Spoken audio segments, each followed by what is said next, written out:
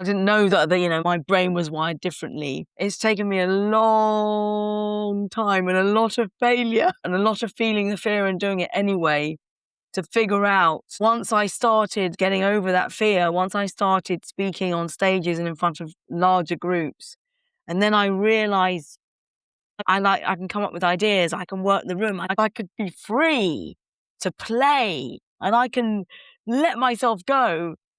I absolutely love it. But it's taken me a long time, and a lot of shame and failure went before the success of being free and confident to speak in public.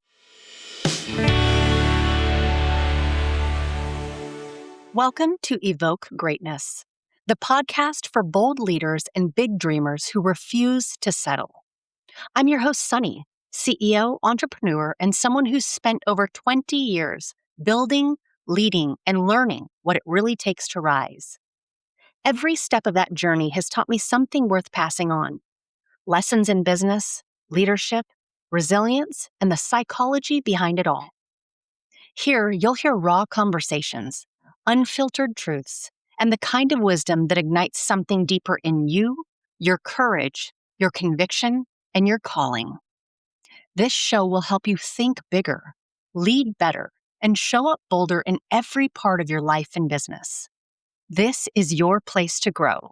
Let's rise together.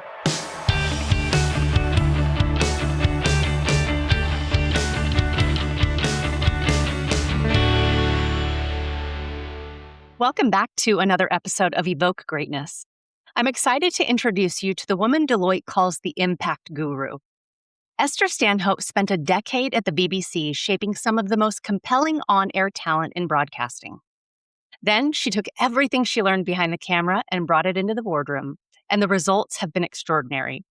Today, Esther works with business leaders, politicians, lawyers, techies, and creative professionals all around the world, helping them go from technically brilliant to visibly brilliant in meetings, pitches, panels, podcasts, and beyond. Her first book, Goodbye Glossophobia, sold out in just 3 days. And now she's back with her brand new book, Visibly Brilliant. Esther is on a mission to make sure the most talented people in the room are also the ones who get seen, heard, and remembered. Welcome to the show, Esther. Thank you so much, Sunny. It's an absolute pleasure to be here tuning in from London. It is late where you are. You're later in Friday than I am so far. Yes, I'm late on Friday night. I have a bit of an eye infection. I was going to wear my really cool sunglasses, but I realized I can't see anything if I wear them. So I'm wearing no makeup, which is not my usual look, but it kind of goes with the theme of today, Sunny. So and still really smashing it.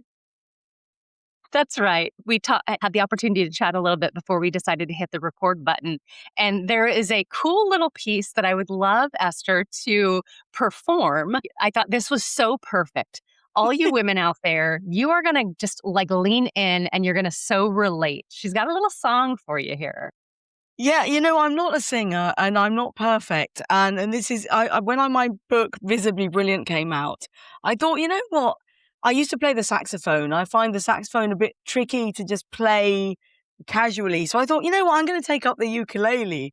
My family said, Mum, don't do that. That's embarrassing. And I thought, you know what? I just want a little tiny song to go with my book. I just had an idea in my head and I'm old enough and wise enough. And, why not? Why not paint something or create something? So I took the Alison Moyet song from the 1980s, if you remember that. I'm showing my age now. And it's called Invisible. It's only a couple of seconds, okay? A couple of seconds.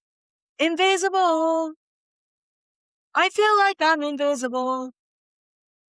You treat me like I'm not even there, like you don't even get. And that promotion, it ain't going nowhere. Invisible. I love it. It's just for a bit of fun. I'm not taking it seriously. But I do take being invisible at work seriously. And that's what the book's all about. And that's so much of what we're going to dive in today. But I thought that was such a perfect entree into this conversation. How many of us have felt invisible before, right? Before jumping into these, I love to almost go backwards a little bit and learn a little bit more about how you got to where you are today. You spent 10 years at the BBC really nurturing on-air talent. Where was it that you had this kind of light bulb moment where those skills that were needed in the corporate world, not just on TV, not just behind the camera or in front of the camera? You know what? It's so funny because I spent 10 years at the BBC. Before that, I worked in television, I've worked in radio, I've interviewed Hollywood stars like George Clooney and Madonna. But I used to interview people with the microphone pointing that way. It definitely was not the voice. I didn't record my own voice. I hated the sound of my own voice. I didn't like seeing myself on camera. I wasn't comfortable in the spotlight at all. So the whole of my career up until I set my own business up really has been about nurturing talent, being the person behind the glass, the person with the cue card, the person writing the script, making other people brilliant. And then when I went for a promotion at the BBC, I remember them saying, like, you're going to go for this promotion and, come in after the show at 10 o'clock. I did a live show in the morning for 3 hours. That was my prep for my promotional interview. And so I rock up at 10 o'clock in the morning. I sit in this office at the BBC and there's about 6 people in front of me looking at me. And I suddenly just collapsed and my confidence just drained out of my body. Now I was technically brilliant at my job. I was technically brilliant at being a senior producer. I could make anyone good live on air. In fact, I could make anyone good now in the workplace. That's my USP. I can make anyone speak well, feel confident, look good, look confident. But in that interview, I remember thinking, it was as if I'd gone back to when I was in the classroom age 6 and I couldn't really read aloud in the front of the class. I just I had what I know now is glossophobia, the fear of public speaking. And I realized I've got no skills to be in the spotlight. I've got no skills to be able to speak. I haven't got the skills to express myself. And I never realized that was a thing. I never realized maybe I need to work on myself. Maybe I need to think about how I'm coming across, my personal brand. It was completely alien to me. And now when I look back on that moment and I work with people in the workplace, I work with senior leaders and particularly women in leadership. Now I say, I wish I had met myself when I was in my 20s. I wish I'd met somebody that said, you know what? Just spend a little bit of time on yourself, on your personal brand, on your confidence, how you come across, your goals, what you feel about your career, what you want, what are your core values. Who walks in the room? When you walk in the room, what are you good at? What are your key assets? What's your USP? And even now, when I work with my corporate clients and I say, what are you really good at? What are your best assets? Sometimes people will go, I'm not good at anything. I'm good at doing my job. I'm good at doing my job. And I know how they feel. So the reason I wrote Visibly Brilliant is because I have worked with thousands of people that are technically brilliant at their job. They are practically running the company. They're holding it all together. They're loyal. They work long hours. They are so good, but they're not very good at being visibly brilliant. They haven't really worked on themselves because quite often they feel they're maybe selfish or egotistical.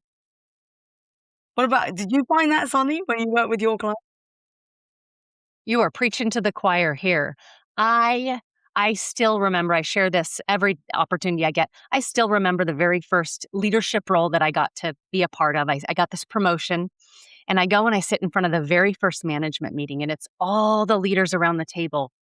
And I thought, okay, don't say a word. Don't ask a question. Just try to be invisible. Try to just be, seen and not heard. And is someone going to stand up and go, what is she doing here? Why is she here? Because I think so often, and it relates with what you were just saying, we don't like to tout what we're really good at.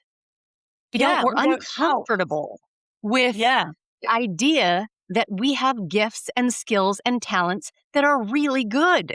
And it seems like it's not until we get a little bit, for my case, older, like I'm in my late 40s, and now I'm like, I'm going to be the one speaking around the table. someone's going to have to ask me to, hey, can you pipe down over there? Because I'm going to take up the space and I'm going to say the words because I feel a sense of freedom around that. I'm not worried anymore about what's someone going to say? What are they going to think? And I think that's really freeing. But that's not always what happens in the beginning of our careers. Well, I find people that are quite senior still fighting this notion of being visibly brilliant. Right.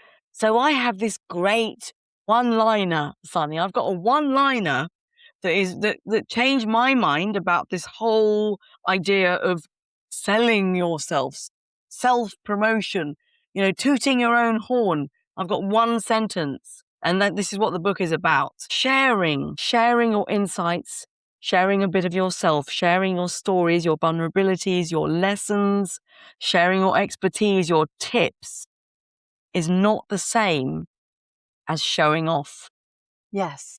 Sharing is generous, and you might be helping somebody by sharing your experiences. Showing off, not so generous. Showing off is selfish, possibly a bit narcissistic. I think a lot of people feel that when they're posting on LinkedIn or they're putting themselves out there or putting themselves forward for a podcast or a conference, it's showing off. If I'm a lawyer or I'm a data analyst, I'm busy doing my job. I'm busy doing my job.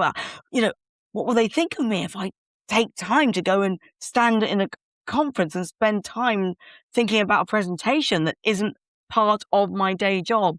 So that's my mantra. Sharing is not the same as showing off. Sharing is influential. Sharing is joyful. It's a wonderful thing. And when you give yourself the freedom to celebrate your good bits, celebrate your stories, celebrate what you've learned, celebrate the fact that you can help others, you can be free. You don't have to be perfect. That's freed me up. You don't have to be perfect. That's changed my life. Well, and I think oftentimes there are the people who don't feel like they can contribute. Maybe they don't. Again, a lot of it is fear-based. However, when you invite someone in to contribute, so I love what you said about like when you're sharing that's like a contribution. It's a contribution to the conversation. It's a contribution to what we're working on or what we're talking about. And when people feel like they're contributing, that I think makes it less scary and like, oh, okay, I can lean into this. So I love that you said that. And I love that you make the distinction between the two. Okay, quick pause to tell you about my partners at Row Nutrition. I came to them as a customer first. I have both Hashimoto's and I am smack dab in the middle of perimenopause. Their liposomal supplements have been a game changer for my brain fog, fatigue, and inflammation. I'm currently taking their NAD+, glutathione, and curcumin, and I recently added in both collagen and creatine. Anyone who knows me knows I only put my name behind what I actually use, and Row has earned it. You can use the code SONNIE15, SONNIE15 for 15% off at rownutrition.com, or you can click the link in the show notes and it'll take you right there. All right, let's hop back into the episode. Yeah, I mean, that really, that's what the book is all about. And this is the reality. When I work with clients and I work with leadership teams, particularly women, so many people feel that they're not that kind of person. I'm not the kind of person to be visible. Why should I be visible? I'm only as good as my last project. I'm only as good as the hours I work. I'm only as good as the billing that I can, the money I can earn for the business. The thing is, when you are visible, you are more likely to get new clients. You're more likely to get promoted. You're more likely to attract opportunities. You're going to get more money, probably. You can win more business for the organization. So being visible, there's not really a downside. However, it's a bit scary because people think, oh, what will they think? They might get FOPO, the fear of other people's opinions. Yes. What will they think of me? I'm not good enough. People say to me, I'm not interesting enough. I work in data. Everyone is interesting. Everyone is interesting. There's no such thing as not interesting enough. So, right. Look, I used to kick and scream at the thought of putting myself out there. I still suffer from imposter syndrome on a daily basis. I still second guess myself. I still find it quite difficult to post on LinkedIn. I think, oh, I'm not really good. Even today, I was thinking, I've got an eye infection. I can't wear my makeup. And then I've realized, I'm not perfect. It is what it is. I am what I am. I'm never going to be perfect. And yet I know that I can contribute. I know I've got lessons, stories, tips. I've got insights. I've got experience. And I know I can help people to feel more confident. I know I can motivate people to try that little bit of visibility. One of my tips is just one thing a day, a tiny little dip your toe in, maybe a little email, maybe just like somebody else's post, maybe repost something, maybe comment on something, maybe put yourself forward to be on a panel, or maybe you're a guest on a podcast. That's Say right. yes. Say yes to opportunities. And it might be a bit scary, but try it. And if you do a little something every day, you can build your visibility and you can build your Absolutely. confidence. I'm curious, how did a client like Deloitte end up coming up with what they refer to as the impact guru? And what did that mean in that moment when you heard that? And I had never heard of the term personal impact before.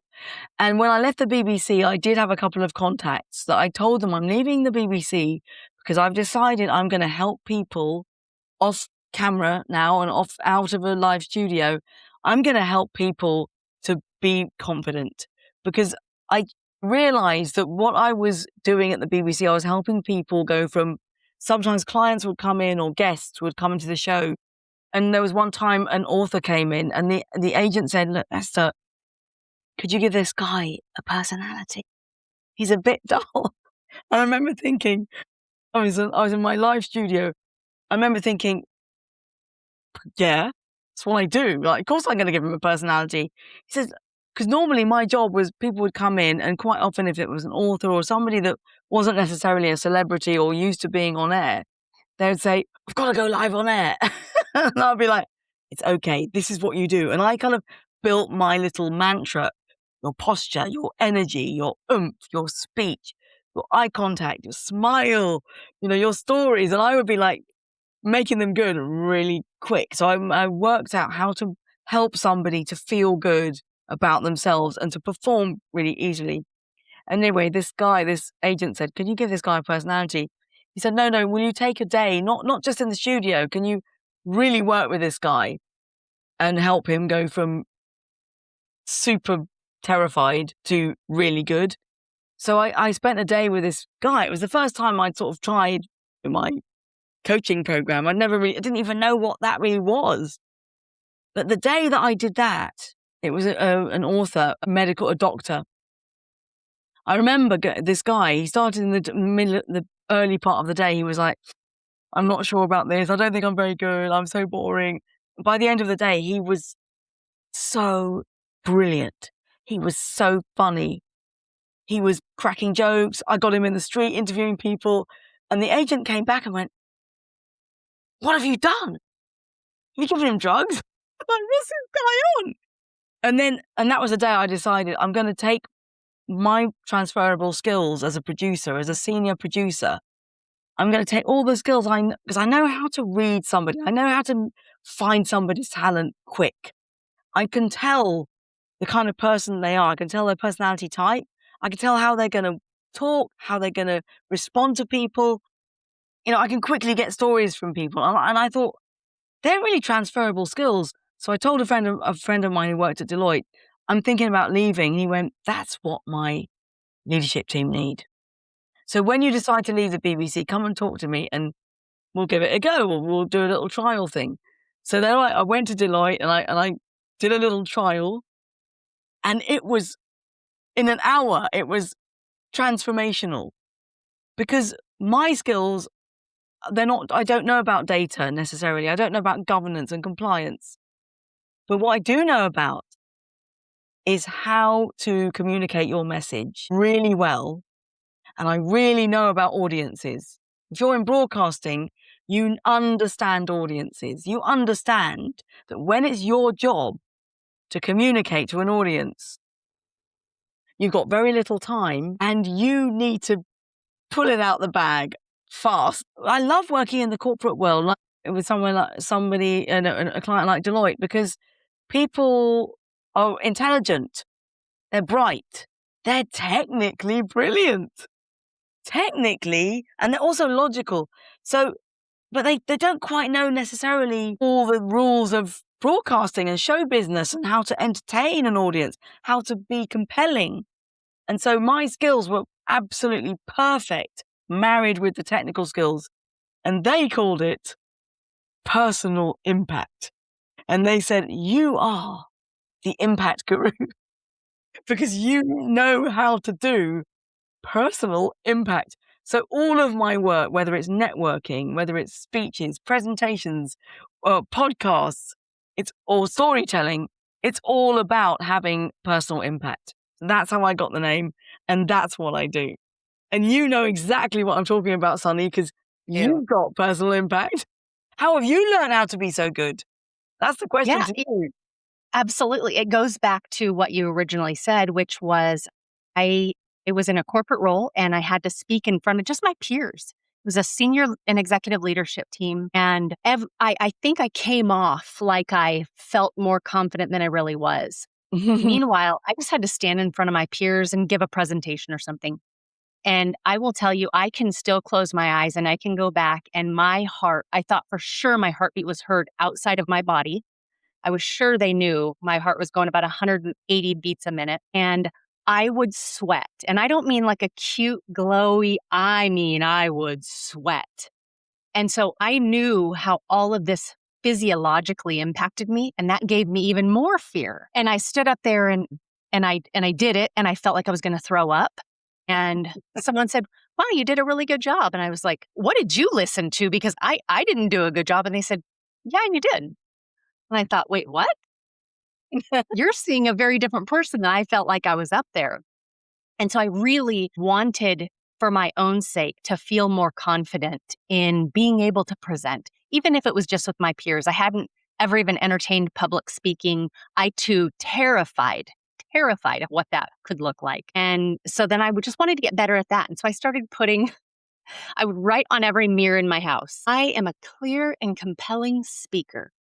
Every mirror in my house had that on there. And every time I'd walk by it, I'd say, I am a clear and compelling speaker. And I started putting, if there was a conference, and someone asked me to speak, I'd say, okay. And again, I would feel all the feels, but I would do it anyway.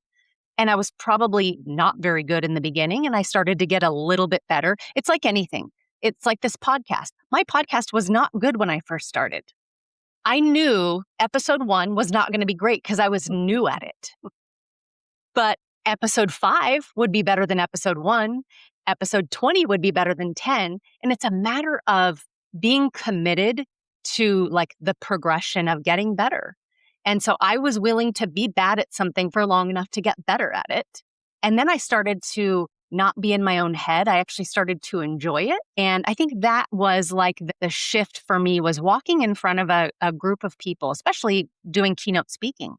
Those people are there. They want to hear what you have to say. And so I walked in the room, and instead of feeling like I was going to throw up, I love to go into a room ahead of time before anyone's in there and just look at the room and the chairs and the tables and think, okay, what vibe is in here? How can I serve this audience today? What can I share with them that they can walk out of here and feel like I can do this? I can, whatever it is, find my voice. And so that, I think, for me, has been the progression in my life. And I share very openly about not being very good at something. Everyone has to start there. And so I think that kind of gives permission for other people in a way that they don't need permission, but they go, hey, wait a second, I can resonate with that. I feel that. I'm not very good at something, but I really want to try this. And so that's why I felt like this topic and your content speaks so loudly to my audience. You know what? It's so funny because to get good at something, you'd have to be bad at it first. You have to do trial and error. And a lot of people, when I turn up and I'm running a session to a leadership team, maybe, for example, in Paris recently, it was an engineering group, and I turn up and everyone's quite sort of technical, and I'm wearing bright colors. And then I say, I know you're thinking that I'm really confident, right? But I say, I have to say to you, I was terrible at public speaking. I'm not born like this. I'm not naturally like this. And they went, "Oh, yes, you are. Yes, you are. You're natural. It's all right for you. It's all right for you." I'm thinking, no, seriously, we're not born a natural public speaker. Like, you're not born a driver. You have to learn how to drive. I was terrible. In fact, my first book is called Goodbye Glossophobia, Banish Your Fear of Public Speaking. I was awful at public speaking. And what I've realized, Sunny, I don't know about you, but my natural personality type is extrovert. So I'm extrovert and I'm good at chit chat. I like to have two-way conversations with people. I'm good in a group. I'm quite sociable. I'm quite good at networking. But I was terrible at doing anything on camera or public speaking because it's a one-way, it felt like a one-way street. Like, there's no engagement. So you feel as if the other, there's nobody laughing and smiling and giving you encouragement. So it's like having a blank sea of faces saying, "I hate you." And so it's like, and I've worked out, I've done a lot of research about this. Your brain, your amygdala gland thinks fight, flight, or freeze. They think if I was in a tribe and the tribe looked at me and said, "I hate you," you would die because you'd be outside the tribe. So there's something about this fear. I was so interested in this. Like, what? This fear? This is so weird. But it happened when I was 6 years old.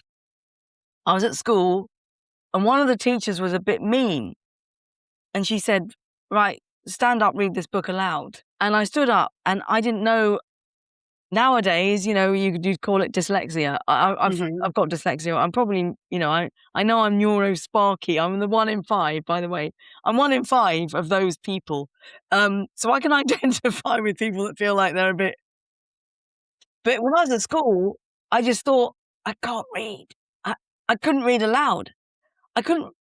I can read. I could read, but when I stood in front of the class, there was something about the combination of shame, exposure. I couldn't read the words, so I actually uh, uh, uh, couldn't read the words. So then everyone thought, "Oh, well, she can't read." So I kind of, and it was so awful because I knew I could read in private, but I couldn't read it aloud. So I just thought, I'm just dumb. It's embarrassing. It's shameful. I was put in a lower reading group, in the kind of idiot group sort of thing. In the old days, it's like the remedial group, which is, really shameful. And I think that feeling of read that aloud in front of the class, I think that feeling, I don't think it ever left me. And then when I tried to do any form of public speaking, even though I'm in entertainment, I've done drama, theatre, I've always been the director because then I don't have to do it, or the producer or the senior producer. I don't have to stand on the stage. I can be brilliant here behind the scenes. And I think really there's something that my confidence was knocked as a child. And I think it took me all those years really to sort of unpick that and figure out.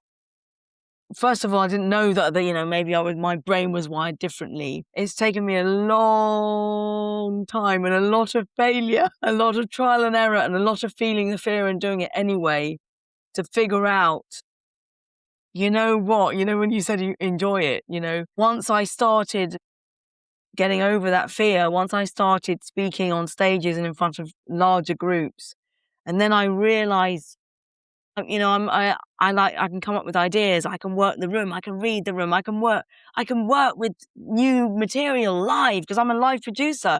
Once I realized I could be free to play and I can let myself go, I absolutely love it. But it's taken me a long time, and a lot of shame and failure went before the success of being free and confident to speak in public. Okay, this is where we hit the pause button. You just heard where it all starts. The shame, the silence, the moment Esther realized the most talented people in the room were also the most invisible ones. Next week, she gets into the room with you, the boardroom, the panel, the pitch, and she's going to show you exactly what to do when your heart is racing, your palms are sweating, and every part of you wants to shrink. Part 2 is where the transformation actually happens. And trust me, you are going to want to hear this one with a pen in your hand, so come ready to take notes. We'll see you next week. Okay, stay with me for just a second before you go. Living with Hashimoto's and being in the middle of perimenopause means brain fog shows up in the middle of conversations, decisions, and moments that matter. And I refuse to stay there. I'm very selective about what I put in my body, intentional. So when Meraki Blue came to me wanting to support this community, I said yes because I already believed in what they do. Methylene Blue, mitochondrial health, cognitive performance, mental clarity. It works for me. I want it to work for you too. Meraki Blue is giving the Evoke Greatness community 20% off. Use the code EVOKE GREATNESS, all caps, no spaces at checkout. I promise you, your brain isn't broken. It's just waiting on the right support.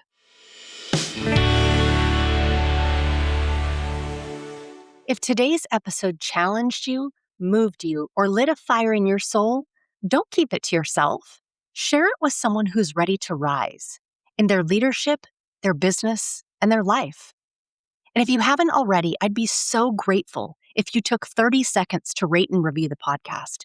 It's one of the most powerful ways to support the show and help us reach more bold leaders like you. Because this isn't just a podcast, it's a movement. We're not here to play small. We're here to lead loud and elevate how we think, lead, and execute, one bold and unapologetic step at a time.